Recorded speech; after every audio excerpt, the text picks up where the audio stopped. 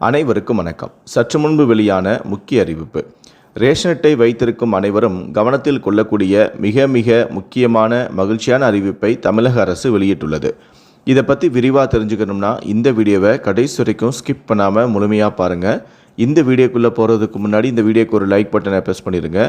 நீங்கள் இதுவரைக்கும் என்னோட சேனலை சப்ஸ்கிரைப் பண்ணாமல் இருந்தீங்கன்னா மறக்காமல் சப்ஸ்கிரைப் பண்ணிக்கோங்க. கூடவே அந்த பெல் சிம்லையும் மறக்காமல் கிளிக் பண்ணிக்கோங்க. சரி, வாங்க இப்போ நாம் வீடியோக்குள்ளே போகலாம்.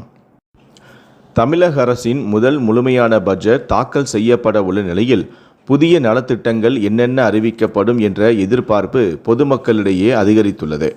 குறிப்பாக பெண்கள், இளைஞர்கள், மாணவர்கள், விவசாயிகள் மற்றும் நடுத்தர வர்க்க குடும்பங்களுக்கு புதிய சலுகைகள் அறிவிக்கப்படலாம் என்ற தகவல்கள் அரசியல் வட்டாரங்களில் பரவி வருகின்றன. தேர்தலின் போது அறிவிக்கப்பட்ட முக்கிய வாக்குறுதிகளில் சில இந்த பட்ஜெட்டில் இடம்பெற வாய்ப்புள்ளதாகவும் கூறப்படுகிறது. குடும்ப தலைவிகளுக்கு மாதந்தோறும் 2500 ரூபாய் வழங்கும் திட்டம் குறித்து கடந்த சில நாட்களாக அதிகம் பேசப்பட்டு வருகிறது. இந்த திட்டம் தொடர்பாக அரசு மட்டத்தில் ஆலோசனைகளும் நடைபெற்று வருவதாக தகவல்களும் வெளியாகியுள்ளன. இது குறித்து இதுவரை அதிகாரப்பூர்வமான அறிவிப்பு எதுவும் வெளியாகவில்லை என்றாலும் பட்ஜெட்டில் இந்த திட்டம் இடம்பெறலாம் என்ற எதிர்பார்ப்பு பெண்கள் மத்தியில் அதிகரித்துள்ளது.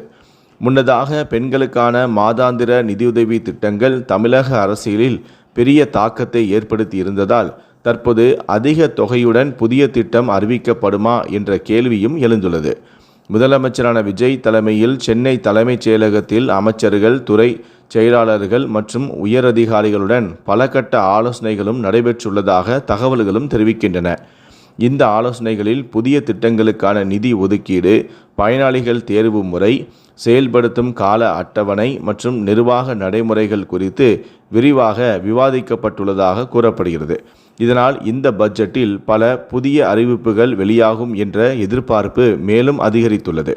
குடும்ப தலைவிகளுக்கான மாதாந்திர நிதியுதவி மட்டுமின்றி தேர்தலின் போது அறிவிக்கப்பட்ட பல்வேறு வாக்குறுதிகளும் தற்போது பரிசீலனையில் இருப்பதாக தகவல்களும் வெளியாகியுள்ளன. அவற்றில் ஆண்டுக்கு 6 இலவச சமையல் எரிவாயு சிலிண்டர்கள், மாணவர்களுக்கு 20 லட்சம் ரூபாய் வரை கல்வி கடன், குடும்ப தலைவிகளுக்கு 25 லட்சம் ரூபாய் வரை மருத்துவ காப்பீடு, ஆண்டுதோறும் இலவச முழு உடல் பரிசோதனை, வேலைவாய்ப்பு கிடைக்காத பட்டதாரிகளுக்கு மாதம் 4000 ரூபாய் உதவித்தொகை போன்ற திட்டங்களும் இடம்பெறலாம் என்றும் கூறப்படுகிறது. எனினும் இந்த திட்டங்கள் அனைத்துமே அதிகாரப்பூர்வமாக அறிவிக்கப்படவில்லை. பட்ஜெட் தாக்கலின் போது வெளியாகும் அறிவிப்புகளே இறுதியானதாக இருக்கும்.